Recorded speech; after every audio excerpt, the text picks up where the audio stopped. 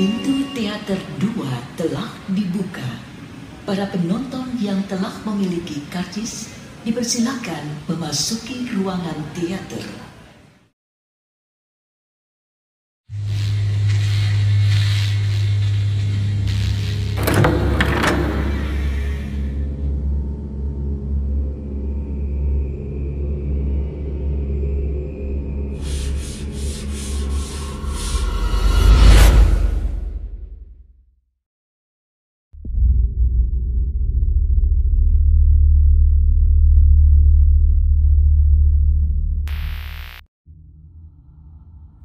Kembali ke tahun 1970 di mana dusun itu mulai dikenal dengan desa Perias Pengantin. Satu desa semuanya memiliki profesi yang sama, bahkan tragedi menjatuhkan lawan usaha mulai lumrah di sana. Entah itu dengan fitnah bahkan sampai tega meracuni. Dusun saat itu sangat ricuh sekali dan ekonomi juga sedang berada di tahap tidak stabil. Banyak sekali warga yang kelaparan karena uang simpanan mereka dari hasil panen dibelikan alat rias. Tiba-tiba tersiar kabar ada 3 orang wanita dari dusun itu yang menghilang secara misterius. Tapi tak lama kemudian 3 orang tersebut balik lagi ke desa dengan gaya penampilan yang sedikit aneh. Pakaiannya seperti gadis-gadis keraton dan salah satunya berdandan bak layaknya Kanjeng Ratu Kidul. Ketiga orang ini kita sebut saja namanya Cendana, Rukminah, dan Maisaroh. Semenjak kedatangan 3 orang ini, warga di dusun itu terbagi menjadi 3 kelompok begitu saja. Ada yang berkata kalau ketiga perempuan ini adalah sahabat dari kecil dan sama-sama warga asli dusun itu. Kepergian ketiganya pada waktu itu adalah untuk berguru memperdalam ilmu mereka. Tapi sebenarnya bukan ilmu, tapi lebih ke arah mencari ajian untuk diri mereka masing-masing. Mungkin tepatnya untuk penglaris usaha riasnya. Sebenarnya selain menjadi perias pengantin, warga di situ kerap juga tetap menjalankan profesi bertani, bercocok tanam di kebun dan berternak hewan seperti biasa. Akan tetapi pekerjaan itu hanya menjadi pekerjaan sampingan karena pekerjaan utama mereka tetaplah menjadi perias pengantin. Untuk masalah ajian, kalau menurut sudut pandang Pak Soko sebenarnya hanya untuk keperluan persaingan bisnis. Jadi Cendana, Rukmini, dan Maisaroh ketika menghilang itu sebenarnya sedang berguru dengan seorang dukun. Dukun ini cukup tersohor dengan ilmu pesugihannya. Letak rumah dukun itu pas di bawah kaki gunung dan tidak memiliki tetangga satupun. Tidak sembarangan orang bisa bertemu dengan dukun itu. Apabila ada yang berhasil, maka harus bersiap-siap bersekutu dengan iblis. Nantinya iblis itu akan meminta tumbal. Dan semenjak kedatangan ketiga perempuan itu ke dusun itu lagi, tiba-tiba warga satu dusun terpecah menjadi 3 kelompok. Kelompok pertama menamai mereka dengan kelompok Kenanga yang dipimpin oleh Rukmini. Kelompok kedua menamai mereka dengan nama kelompok Andong Wungu yang dipimpin oleh Maisaroh. Dan kelompok ketiga menamai mereka dengan kelompok Sing Bahu Rekso yang dipimpin oleh Cendana. Di antara ketiga kelompok itu yang paling condong terlihat unggul adalah kelompok Cendana. Ada yang menarik dari kelompok itu. Pertama, gaya berpakaian Cendana mirip sekali dengan pakaian Kanjeng Ratu Kidul. Selain itu, kelompok Cendana memiliki sebuah sayatan di telapak kanannya. Tapi itu bukan sebatas sayatan biasa. Karena apabila diamati dengan seksama, itu bukan sayatan melainkan sebuah tulisan yang dapat diukir dengan pisau langsung ke kulit telapak tangan mereka. Tulisan itu menggabungkan kalimat yang kuat yang melihara. Gak asing kan dengan kalimat itu? Kalimat itu juga sama dengan yang disebutkan Yuli dalam tulisannya. Tulisan itu juga terdapat di telapak tangan sang ibu. Tapi kita selesaikan dulu versi keterangan dari Pak Soko. Dan pengikut Cendana setiap harinya akan mengenakan pakaian adat Jawa dengan rambut mereka yang disanggul. Ada beberapa ornamen bunga yang diselipkan di sela-sela sanggulnya. Yang laki-laki selalu membawa keris di dalam selipan sarungnya. Dan semenjak terbaginya warga di dusun itu, mulailah timbul ritual-ritual di dalamnya. Ada 2 hari yang dipercaya sakral oleh warga sekitar, yaitu jatuh pada hari Senin Pon dan Jumat Kliwon. Senin Pon adalah hari di mana dusun tersebut mulai berkembang menjadi dusun perias pengantin, sedangkan Jumat Kliwon adalah hari di mana Kuntari dibunuh dengan kejam. Konon warga sekitar mempercayai bahwa kedua hari itu membawa berkah dan malapetaka apabila diabaikan. Biasanya warga akan membasuh semua peralatan rias pengantinnya di hari Senin Pon, dan mereka akan memberikan tumbal di hari Jumat Kliwon. Tumbal ini akan disajikan minimal 1 tahun 1 kali oleh setiap kelompok masing-masing. Masing-masing dari kelompok memiliki syarat tumbal yang berbeda-beda. Bahkan kalau mereka bisa memberikan lebih dari 1 tumbal dalam 1 tahun, maka kekayaan yang mereka dapatkan juga berlipat ganda. Tidak ada yang tahu pastinya bagaimana mereka bisa sampai terpecah menjadi 3 golongan. Tapi berdasarkan kesaksian warga, saat itu Cendana, Rukmini, dan Maisarah mendatangi rumah per rumah warga sambil memberikan tawaran. Nantinya mereka disuruh sendiri memilih ingin ikut kelompok siapa, dan jika sudah memilih, artinya mereka sudah melakukan perjanjian kontrak sehidup semati. Ilmu itu nantinya juga diteruskan oleh keturunan masing-masing dan tidak boleh terputus begitu saja. Kalau sampai terputus, maka bersiap-siaplah salah satu anggota keluarga mereka akan dijadikan tumbal. Ketiga sahabat ini mulai memperkenalkan sosok ibu kepada semua warga, khususnya dusun ini. Mereka memberikan semacam doktrin bahwa ibu ini adalah sosok yang bisa memakmurkan segala usaha mereka. Alhasil semua warga mulai memuja sosok ibu sampai melupakan Tuhannya. Sosok ini begitu ditakuti oleh semua warga. Setiap harinya warga akan memberikan sesajen di halaman rumah mereka masing-masing. Tujuannya untuk memberi makan sang ibu. Sajen itu biasanya berisikan 7 bunga rupa, anak ayam yang masih baru disembelih, dan air dalam gelas yang sudah dicampurkan dengan bunga melati yang masih fresh. Makanya jika kamu datang ke desa ini, jangan terkejut jika banyak sekali anak ayam yang dipelihara oleh warga sekitar. Selain itu banyak sekali tanaman bunga yang ada di varian 7 macam bunga sesajen yang tertanam subur di rumah warga masing-masing. Mungkin agar mereka tidak kesusahan, apalagi mereka harus setiap hari memberikan makan untuk ibu. Mereka percaya dengan sosok ibu ini karena semenjak datangnya aliran sesat di dusun tersebut, perekonomian para warga sekitar melonjak drastis. Sampai warga dusun itu seperti orang kaya mendadak yang hanya dalam jangka waktu semalam. Tetangga-tetangga dari desa sebelah pun juga dibuat kaget, padahal warga di dusun tersebut terkenal dengan mayoritas penduduknya yang miskin. Sekarang saya akan ajak kalian untuk masuk ke penjelasan dari Pak Soko perihal tumbal dan sosok ibu ini. Seperti yang sudah saya bilang sebelumnya, kalau tumbal ketiga kelompok ini berbeda-beda. Katakanlah Rukmini adalah kelompok A, Maisarah kelompok B, dan Cendana kelompok C. Hari ritual mereka semua juga sama, tapi yang membedakan adalah tata cara dan doa-doa yang dipanjatkan. Katanya tumbal ini adalah sesuatu yang memang sudah mereka putuskan dan setujui sesuai tingkat kemampuan masing-masing pemimpin dalam kelompok itu. Rukmini atau kelompok A menyanggupi untuk menyerahkan tumbal anak kambing betina. Maisarah atau kelompok B menyanggupi untuk menyerahkan tumbal penggalan kepala sapi betina. Cendana atau kelompok C menyanggupi untuk menyerahkan tumbal anak manusia yang masih gadis. Namun ada yang menarik dari kelompok C, di mana Cendana pernah berkata di hadapan kelompoknya, "Arwah Ibu Kuntari sudah terikat di dalam jiwaku, maka apa yang aku akan ucapkan akan terjadi dengan kuasa ibu." Kalian dengarkan, Cendana memanggil Kuntari itu apa? Ya, betul, Cendana memanggil Kuntari adalah ibu. Sebenarnya Kuntari pernah hamil dan melahirkan seorang anak perempuan di usianya yang ke-15 tahun. Anak itu adalah anak dari seorang saudagar di dusun sebelah. Dulu Kuntari pernah diperkosa dengan seorang saudagar hingga hamil. Kebetulan istri saudagar itu tidak bisa memiliki keturunan. Akhirnya setelah Kuntari melahirkan, anaknya dibawa dengan saudagar itu dan hidup bahagia dengan nama Cendana. Nama itu diberikan langsung oleh Kuntari untuk anaknya. Keluarga Kuntari tahu semua perihal apa yang pernah terjadi kepada Kuntari saat itu, tapi mereka menutup rapat rahasia Kuntari dari siapapun. Sedangkan Kuntari kembali melanjutkan hidupnya bersama keluarganya, hingga pada akhirnya di usia Kuntari yang ke-29 dia bertemu dengan Tarmiji tanpa tahu bagaimana perkembangan anaknya. Dari situ Kuntari benar-benar tidak tahu lagi tentang keberadaan anaknya. Kemudian suatu hari istri saudagar ini meninggal karena sakit di usia Cendana yang masih 8 tahun. Setelah sang istri meninggal, sikap saudagar ini berubah menjadi kasar dan ringan tangan. Cendana setiap harinya akan menangis kesakitan dipukuli oleh saudagar sebagai pelampiasan amarahnya. Semakin lama Mbok Darinah yang tak lain salah satu pesuruh saudagar itu tidak kuat melihat hal itu.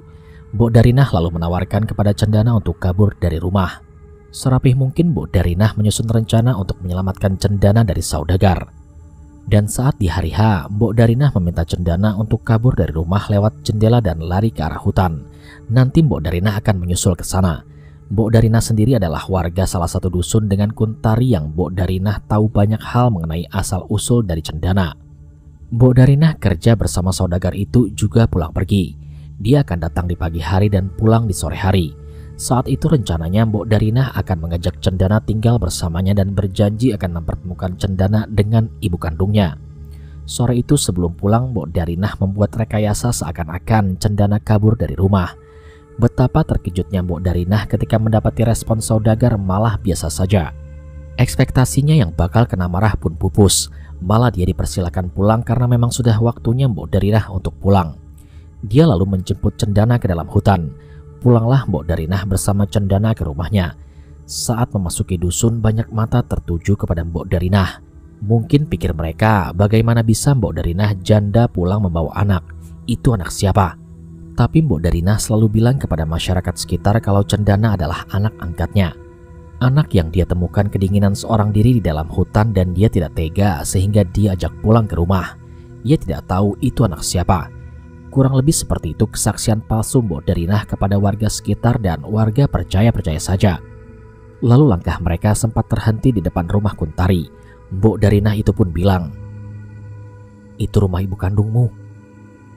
Mendengar itu Cendana kaget dan tidak percaya kalau ternyata sang ibu berasal dari keluarga miskin. Cendana yang masih kecil merasa tidak terima, lalu dia mengajak Mbok Darinah pergi dari depan rumah Kuntari. Cendana pun berbisik, "Jangan sampai ada yang tahu kalau aku adalah anak dari perempuan itu." Singkat cerita, tragedi Kuntari terjadi. Batin Cendana bergejolak saat itu dan kini Cendana sudah menjadi gadis remaja yang sangat cantik. Melihat Kuntari yang meregang nyawa dengan cara seperti itu membuat hati Cendana sakit. Dia menyesal karena selama ini telah mengabaikan ibu kandungnya. Pada saat mulut Cendana hampir berteriak ibu, buru-buru Mbok Darinah membungkam mulut Cendana agar tidak ada yang mendengar. "Kamu cari mati. Kalau sampai warga tahu kamu anak Kuntari, bisa-bisa warga juga akan membunuhmu," kata Mbok Darinah kepada Cendana. Lalu Mbok Darinah kembali melanjutkan bicaranya. "Ibumu itu orang baik. Dia tidak akan melakukan tuduhan seperti yang dibicarakan orang-orang. Jika kamu sudah bisa menerima ibumu, balaskan dendamnya. Suatu saat nanti balaskan kesedihan ibumu, Cendana. Wujudkan kutukan ibumu. Nanti Mbok akan kasih tahu kemana kamu harus pergi. Tapi kamu tidak boleh sendiri. Ajak Rukmini dan Maisaroh bersamamu. Sekarang tenangkan dirimu, lalu ayo kita pulang." Cendana masih terus menangis di pelukan Mbok Darinah. Hingga tekad Cendana mulai mantap untuk membalaskan dendam ibunya. Dia lalu mengajak Rukmini dan Maisaroh untuk pergi. Kedua sahabatnya mau ikut dengannya karena iming-iming dari Cendana. "Kalian berdua gak mau miskin terus kan? Aku juga sama. Makanya ayo kita berguru ke seseorang yang sudah aku kenal lama. Dan orangnya juga baik. Dia gak akan menyakiti kalian. Justru dia akan membantu kalian." Ya, namanya Rukmini dan Maisaroh yang waktu itu masih polos-polos saja akhirnya percaya saja dengan apa yang dikatakan oleh Cendana. Mereka pun berunding dan pas hari hanya tiba mereka berangkat pagi-pagi buta agar tidak ada yang tahu. Ketika mereka sudah tiba ke rumah dukun yang diberitahu oleh Mbok Darinah, di sana mereka berguru dan semedi di sebuah gua beberapa hari. Semakin lama ilmu yang mereka serap sudah bertambah banyak dan sudah tiba waktunya mereka untuk kembali ke dusun. Saat mau pulang, Cendana meminta agar dukun itu mengikatkan arwah Kuntari ke tubuhnya demi mewujudkan kutukan yang pernah Kuntari lontarkan. Dan dukun itu memberitahu, "Jika kamu mengikatkan arwah ini ke dalam tubuhmu, maka kamu harus menyediakan tumbal anak manusia yang masih gadis untuk arwah itu. Tumbal itu harus memiliki kesamaan fisik dengan arwah itu, dan pastikan dia benar-benar masih gadis. Nantinya arwah ini akan menghisap darah tumbalnya. Dan apabila semakin banyak darah yang dihisap arwah ini, maka semakin besar pula kekuatan kutukan itu." Cendana menyanggupi perihal tumbal tersebut kepada sang dukun. Maka dari itu, tumbal yang diberikan Cendana berbeda dari kedua temannya. Sebetulnya dalam ilmu ajian yang mereka dalami tidak perlu memakai tumbal. Namun tumbal itu disertakan untuk menutupi tujuan dan niat asli dari Cendana. Dan nantinya dia bisa berlindung di dalam kelompok salah satu temannya. Pak Soko membantah pernyataan Yuli yang bilang kalau kelompok A dan kelompok B punya kewajiban membunuh kelompok C. Justru yang mengincar kelompok C itu adalah warga dari desa-desa lain. Sedangkan kelompok A dan kelompok B masih melindungi identitas orang-orang dari kelompok C agar tidak jadi mangsa orang-orang dari desa sebelah. Lalu apa yang menjadi penyebab kelompok C banyak dicari oleh orang-orang? Karena mereka menyerahkan tumbal anak manusia yang masih gadis. Mereka mencari tumbalnya itu awalnya di tempat yang random asal memiliki ciri-ciri yang ditargetkan. Kurang lebih ciri-ciri dan kriteria kelompok C seperti ini. Yang pertama, belum menstruasi. Yang kedua, namanya anak gadis, tentunya perempuan. Yang ketiga, rambutnya ikal berwarna hitam. Yang keempat, hati dan pikirannya masih suci, belum pernah terpengaruh perasaan kepada lawan jenis selain rasa kagum kepada orang tua sendiri. Dan yang kelima, yang paling penting, tumbalnya harus lahir dengan Jumat Weton Kliwon. Dulu pertama-tama yang menjadi tumbalnya adalah anak-anak satu dusun. Berhubung antara warga dengan cendana membuat perjanjian, akhirnya tumbal mereka dapatkan dari desa tetangga. Siapapun itu korbannya tak masalah, asal bukan anak gadis dari desa dusun itu sendiri. Tapi kelompok C punya aturan. Apabila salah satu dari rombongannya memutus tali ikatan di antara mereka, akan tetapi masih memakai ilmu rias mereka, maka bersiap-siap salah satu dari keturunannya akan diambil. Hal tersebut juga sama dengan apa yang dialami Yuli yang harus kehilangan Tania anaknya. Niatnya Yuli memutus ikatan di antara dia dan ibunya malah berakibat fatal karena secara tidak sengaja Yuli memakai ilmu rias untuk mendandani Titin. Apalagi Yuli mendandani Titin dengan menggunakan alat-alat make up yang sudah diberikan doa-doa khusus untuk membuat riasannya menjadi memukau ketika dilihat oleh orang lain. Kembali ke cerita. Orang-orang dari kelompok C ini tidak mudah dalam mencari tumbalnya. Mereka tinggal berjalan-jalan memutari desa-desa lain sekitar jam 9 malam ke atas, sambil memperhatikan rumah demi rumah. Dari rumah mereka sudah membawa pendeman. Pendeman ini istilah beberapa barang yang nantinya akan dikubur di halaman depan rumah sang calon tumbal. Biasanya rumah dengan tumbal yang sesuai kriteria akan ada ciri khususnya. Rumahnya akan terlihat sangat bercahaya. Nanti kalau mereka sudah menemukan rumah calon tumbalnya, mereka tinggal langsung menguburkan pendeman ke halaman depan rumah itu, yang mana pendeman itu sudah mereka racik dari rumah. Setelahnya mereka langsung kembali ke rumah ketua kelompok sambil menunggu gelas mereka terisi dengan darah dengan sendirinya. Darah itu adalah darah sang tumbal yang nantinya mereka akan meminumnya. Lalu apakah setiap malam Jumat Kliwon? Jawabannya adalah iya. Tata cara ini juga sama dilakukan oleh kelompok A dan kelompok B. Kadangkala kelompok C ini tidak dapat mendapatkan tumbal dengan mudah, karena mencari anak dengan weton seperti itu tidaklah mudah. Jarang sekali anak yang terlahir dengan weton spesial, dan sebagai gantinya para pengikut kelompok C akan memakan ayam cemani yang masih hidup, dan mereka akan mengulitinya hidup-hidup lalu mereka makan sampai habis, hingga hanya tersisa tulang dan bulu-bulunya. Memang terdengar sangat menjijikkan. Meski begitu para pengikut kelompok C juga sangat patuh, sedangkan kelompok A dan kelompok B tidak susah mendapatkan tumbalnya, karena mereka ternak sendiri di halaman rumah masing-masing pengikut A dan pengikut B. Jadi sejak terbentuknya kelompok C, banyak sekali anak manusia 5-10 tahun yang ditemukan meninggal dengan cara tak wajar di dalam kamarnya. Rata-rata memiliki kemiripan, yaitu tubuhnya menjadi kurus dan kaku, matanya terbelalak dan ada aroma aneh dari jasadnya, seperti aroma terbakar yang sangat kuat. Awalnya nggak ada yang tahu kalau anak-anak ini meninggal karena dijadikan tumbal. Warga mengiranya anak-anak ini meninggal karena sebuah penyakit. Hingga tersebarlah sebuah rumor tentang tumbal desa Prias Pengantin. Makanya warga berbondong-bondong berburu orang-orang yang melakukan ilmu-ilmu tersebut, tapi mereka tidak ada yang bisa mengetahui perbedaannya. Alhasil posisi C aman di tengah-tengah kelompok A dan kelompok B. Akan tetapi semenjak adanya kelompok ini sudah tidak ada lagi yang namanya persaingan bisnis. Meskipun pendapatan kelompok C jauh lebih besar dari kelompok A dan kelompok B, tak ada istilah iri satu sama lain. Malah mereka makin guyup. Sepertinya pendapatan masing-masing sudah sangat-sangat cukup. Nyatanya rumah warga langsung dibangun bagus-bagus. Mereka sampai bisa mendirikan salon di rumah masing-masing. Sudah bisa dibelikan kendaraan pribadi, bahkan sampai urusan untuk membangun akses jalan untuk mobil. Kurang keren apa coba?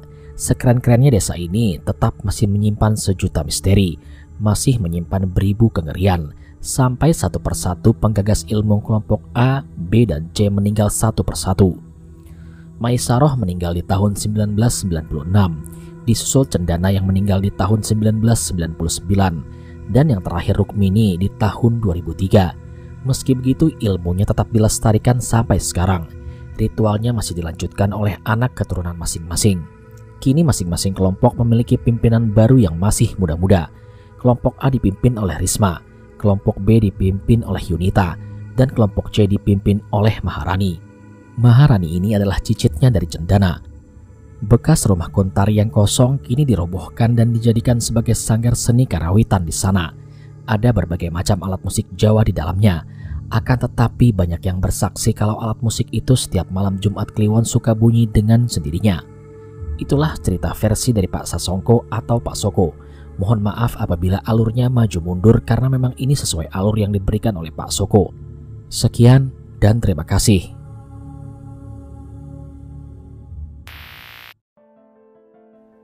Sekian cerita pada kesempatan kali ini. Semoga dari cerita yang saya bacakan tadi bisa kita ambil sisi positifnya untuk kita amalkan pada kehidupan kita sehari-hari. Terima kasih kepada teman-teman yang sudah setia menyimak cerita di channel Mereka Ada. Gimana nih puasa hari pertamanya? Pada lancar kan? Mudah-mudahan ibadah puasa kita di tahun ini diberikan kelancaran dan kemudahan oleh Allah Subhanahu wa Ta'ala.